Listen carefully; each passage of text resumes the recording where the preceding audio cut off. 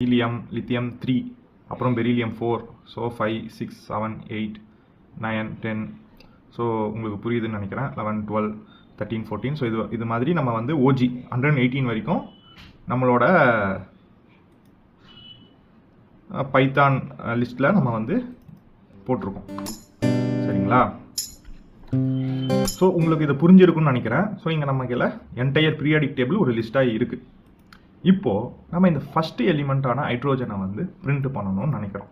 அதாவது வெறும் இந்த ஹைட்ரோஜன் இந்த லிஸ்ட்லேருந்து ஃபஸ்ட்டு எலிமெண்ட்டை மட்டும் நம்ம பிரிண்ட் பண்ணணும்னு நினைக்கிறோம். ஸோ அதுக்கு எப்படி நம்ம பிரிண்ட் பண்ணுறது அப்படிங்கிறத பார்ப்போம். ஸோ ஜென்ரலாக நமக்கு தெரியும் பிரிண்ட் அப்படிங்கிறத நம்ம கொடுத்துட்டு இப்போது நம்ம அந்த பீரியாடிக் டேபிள் அப்படிங்கிற இந்த வேரியபிளை நம்ம கொடுத்துட்டு இப்போ நம்ம இதை ரன் பண்ணோம்னா நம்மளுக்கு இந்த லிஸ்ட்டு ஒட்டுமொத்தமாகவே நம்மளுக்கு பிரிண்ட் ஆகிடும். ஆனால் நம்மளுக்கு அப்படி தேவையில்லை. நம்மளுக்கு வெறும் இந்த ஹைட்ரோஜன் மட்டும் பிரிண்ட் ஆகணும். ஸோ அதுக்கு வந்துட்டு